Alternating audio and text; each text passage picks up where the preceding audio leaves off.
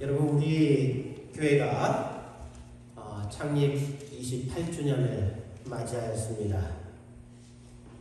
우선 그동안 우리 교회를 지켜주시고 인도해 주신 하나님께 감사와 찬양과 영광을 돌립니다. 그리고 주님의 몸된 교회를 사랑하며 맡은 바 사명에 충성하며 헌신해 오신 우리 성도님들께도 감사를 드립니다. 우리 주님께서 다시 오시는 그날까지 우리 교회가 든든히 서길 소망합니다. 그리고 노아의 방주처럼 무생명들을 구원하는 구원선의 역할을 감당하는 교회가 되었으면 합니다. 우리 권사님, 집사님들 가운데는 우리 교회가 이곳에서 예배드리기 시작할 때, 아니 그 이전부터 우리 교회 멤버로서 섬겨오신 분들도 계십니다. 아마 28년 전을 돌아보면 그때는 훨씬 젊었을 때였고 또 그래서 힘있게 일하셨을 거란 생각이 듭니다. 우리 주님께서 그 수고와 노력과 헌신을 다 알고 계실 줄 믿습니다. 사람의 나이로 28살이면 청년의 때입니다. 가장 혈기왕성하고 활기찬 시기입니다. 그런데 여러 가지 우여곡절을 겪으면서 우리 교회가 청년의 생기와 생동력을 잃고 다소 의기소침해 있는 것은 사실입니다. 그럼에도 불구하고 감사한 것은 우리 교회가 아직까지 존재하고 살아있다고 하는 것입니다. 그리고 점차 회복되고 있다는 사실입니다.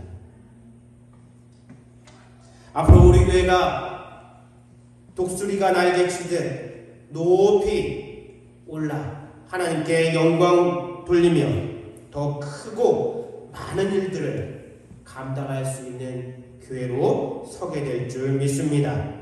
우리가 함께 이를 위해서 그날을 소망하며 기도하기 원합니다. 우리 이 시간 감사와 찬양과 영광의 박수를 우리 하나님께 올려드렸으면 좋겠습니다. 우리 하나님께 영광의 박수를 올려드립니다.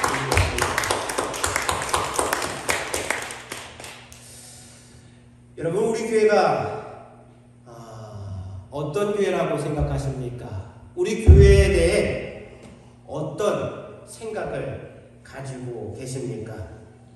여러분, 우리 교회를 복된 교회라고 생각하시나요? 사실 우리 교회뿐만 아니라 이 땅에 세워진 모든 교회들은 복된 장소가 되어야 합니다. 그리고 우리 주님께서 복 주시기 위해 이 땅에 교회를 세워주셨습니다. 그렇기 때문에 성도들은 교회가 복된 장소가 되도록 힘써야 될 줄 믿습니다. 오늘 본문 3절 말씀은 이렇게 기록되어 있습니다. 찬송하리로다. 하나님 곧 우리 주 예수 그리스도의 아버지께서 그리스도 안에서 하늘에 속한 모든 신령한 복으로 우리에게 주시되. 여기에서 하늘의 신령한 복을 받는 대상, 하나님의 복을 받는 대상인 우리는 누구를 가리킬까요? 바로 우리 모든 성도들을 의미합니다. 2000년 전 사도 바울의 편지를 받는 에베소 교회 성도들을 포함하여서, 그리고 편지를 쓰는 바울, 그리고 지금 그 편지를 읽고 있는 우리까지 모든 성도들이 여기에 포함됩니다. 그리고 그 성도들이 함께 모이는 곳이 바로 교회인 줄 믿습니다. 그렇다면 교회, 즉 성도들은 어떻게 복을 받을 수 있을까요? 오늘 본문에는 in Christ, 바로 성도들은 예수 그리스도 안에서 복을 받게 됩니다. 그리고 through Jesus Christ, 예수 그리스도를 통해서 하늘의 신령한 복을 받는다라고 말씀하고 있습니다. 요한복음 15장 4절에서 5절 말씀을 보시면 내 안에 거하라, 나도 너희 안에 거하리라. 가지가 포도나무에 붙어있지 아니하면 절로 가시를 맺을 수 없음같이 너희도 내 안에 있지 아니하면 그러하리라. 나는 포도나무요 너희는 가지니 저가 내 안에 내가 저 안에 있으면 이 사람은 과실을 많이 맺나니 나를 떠나서는 너희가 아무것도 할 수 없음이라 말씀하셨습니다.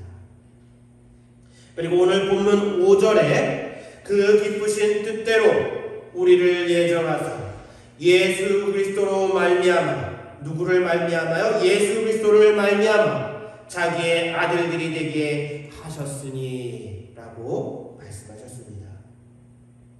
우리는 예수 안에 거해야 복을 받을 수 있습니다. 그리고 예수님을 통해서만이 우리는 참된 복을 받을 수 있습니다. 왜냐하면 예수님은 복의 근원이 되시기 때문입니다.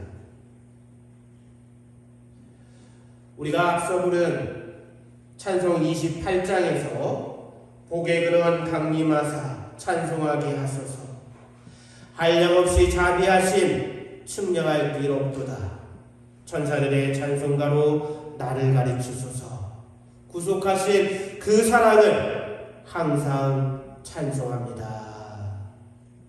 우리가 고백하며 찬양하였습니다.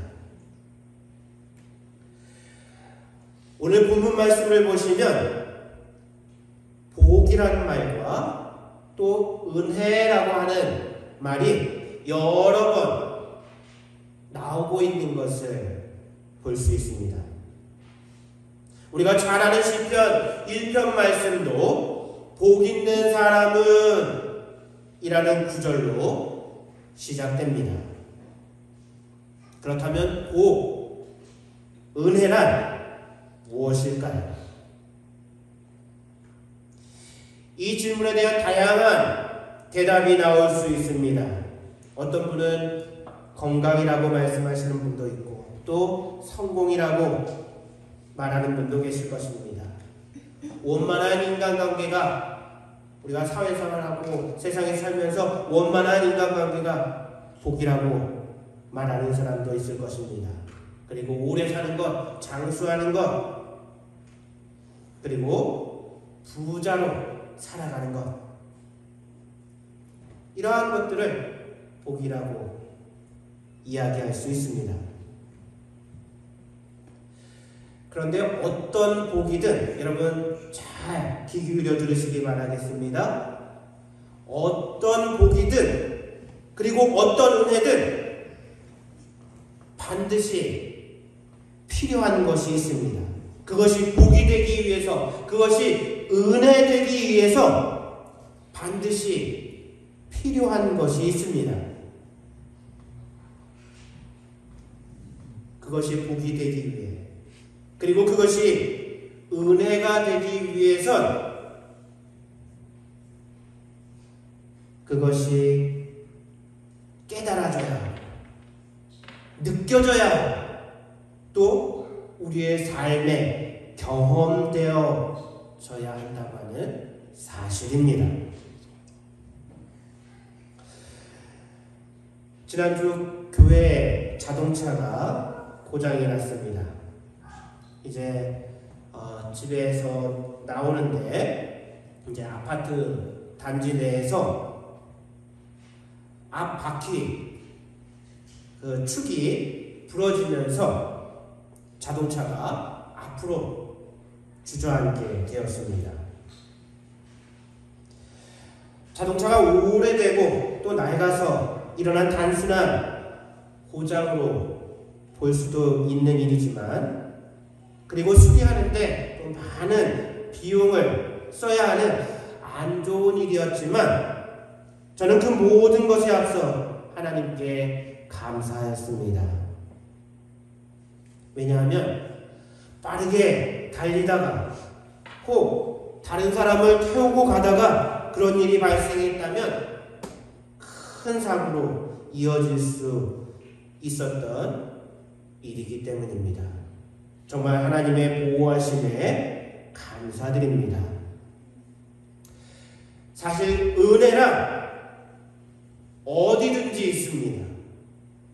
하나님의 은총은 햇빛과 같이 항상 우리를 비추며 모든 사람들을 향해 내려옵니다.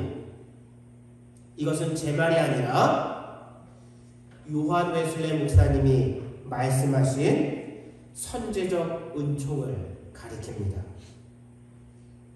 그리고 이와 비슷한 말씀이 요한복음에 기록되어 있는데, 마태복음에 기록되어 있는데, 마태복음 5장 45절 말씀에 이같이 한즉 하늘에 계신 너희 아버지의 아들이 되리니 이는 하나님이 그 해를 악인과 선인에게 비추게 하시며 비를 의로운 자와 불의한 자에게 내리우심이니라 라고 하였습니다.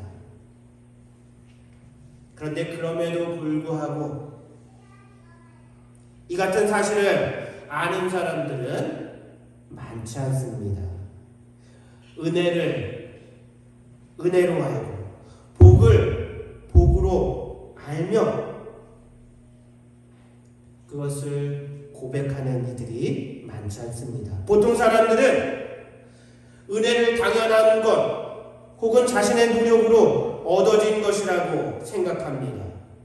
굉장히 예외적이고 특별한 것만을 은혜라고 복이라고 말하며 살아갑니다.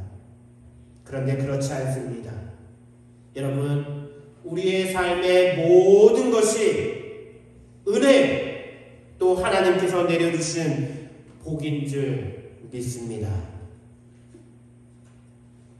그리고 그 가운데 가장 큰 복은 예수 그리스도를 이 땅에 보내셔 우리를 구원해 주신 것입니다.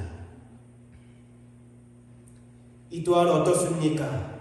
예수님의 구원은 모든 사람들을 향해 열려 있습니다. 하지만 이 사실을 믿는 사람들은 오직 성도들 뿐입니다. 성도들은 이미 가장 큰 선물을 하나님으로부터 받았고 이를 경험하고 또 고백한 사람들입니다. 그렇기 때문에 성도들은 복받은 사람들입니다. 가장 크고 소중한 복입니다. 이 은혜만으로, 이 복으로도 충분합니다. 하지만 하나님의 복은 제한이 없습니다. 우리의 삶 모든 부분에서 하나님의 은혜가 경험되고 고백되어야 될 줄 믿습니다. 그래서 본문에는 예수 그리스도에 속한 모든 신령한 복이라고 말씀하였습니다. 경제적인, 물질적인 부분에서도 또 사람들과의 관계 속에서도 교회에서, 가정에서, 그리고 일터에서도 하나님께서 주시는 복이 경험되어지는, 복을 경험하며 살아가는 우리 성도님들 되시길 축원합니다. 그렇다면 왜 하나님은 우리에게 복을 주시는 것일까요? 우리 오늘 본문 14절, 마지막 14절 말씀을 다 함께 읽어보도록 하겠습니다. 우리 스크린을 보시고 함께 14절 말씀 읽겠습니다. 시작. 이는 우리의 기업의 보증이 되사 그 얻으신 것을 구속하시고 그의 영광을 찬미하게 하려 하심이라. 이 말씀을 간단히 말씀드리면 우리로 하여금 하나님을 찬양케 하시기 위해 우리 하나님께서는 성도들에게 복 주시는 줄 믿습니다. 여러분, 우리의 모습을 한번 생각해 보시길 바라겠습니다. 보통 우리는 좋은 일이 있어야 기뻐하며 감사하며 찬양합니다. 물론 불행한 일을 당해도 찬양하는 신앙 좋은 분들도 계시지만 이는 예외적이고 또 흔치 않은 일입니다. 하나님은 우리로 하여금, 우리를 너무나 잘 아시는 하나님께서는 우리로 하여금 기쁜 마음으로 찬양케 하시기 위해 우리에게 복과 은혜를 주시는 줄 믿습니다. 찬양은 하나님의 은혜에 대해 우리가 행할 수 있는 가장 아름다운 하나님께서 기뻐 받으시는 우리의 반응입니다. 그래서 요한 웨슬레 목사님은 하나님의 선제적 은총과 그것에 바르게 응답하는 우리의 자유의지가 합하여서 성화의 삶을 살 수 있고 또 구원의 삶을 이룰 수 있다고 말씀하셨습니다. 금년을 돌아보면 우리 교회에 감사한 일들이 많이 있는데 그 가운데 하나는 우리 교회에 찬양단이 세워지게 된 것입니다. 우리 조이 워십팀을 통해 우리 교회의 찬양이 풍성하게 되었습니다. 참으로 감사한 일입니다. 그리고 오늘 창립 기념일을 맞아 세 팀이나 특별 찬송을 드리게 됩니다. 하나님께서 이를 얼마나 기뻐하실지 기대가 됩니다. 여러분, 우리 교회는 어떤 교회입니까? 밖에서 볼 때 우리 교회를 작고 연약한 교회라고 생각할지 모릅니다. 하지만 우리는 우리 교회가 복된 교회임을 고백하며 또 증거할 수 있어야 합니다. 주님께서 우리 교회를 아직까지 지켜주시고 앞으로 더욱 복된 교회로 세워주실 줄 믿습니다. 또 주님께서 우리와 함께 하시며 창세부터 우리를 위해 예비하신 복을 우리에게 주신다 약속하셨습니다. 우상이 가득하였던 에베소에 이제 교회가 세워지고 점점 성장해 갔습니다. 또 교회를 위해 성도들이 많은 수고와 헌신을 하였습니다. 그래서 요한계시록에 기록된 말씀을 보면 소아시아의 7교회 중 첫 번째로 에베소 교회가 나오는 것을 볼 수 있습니다. 에베소 교회가 첫 번째로 그 이름을 올려놓았습니다. 그리고 주님께서 에베소 교회를 향하여 다음과 같이 칭찬의 말씀을 주셨습니다.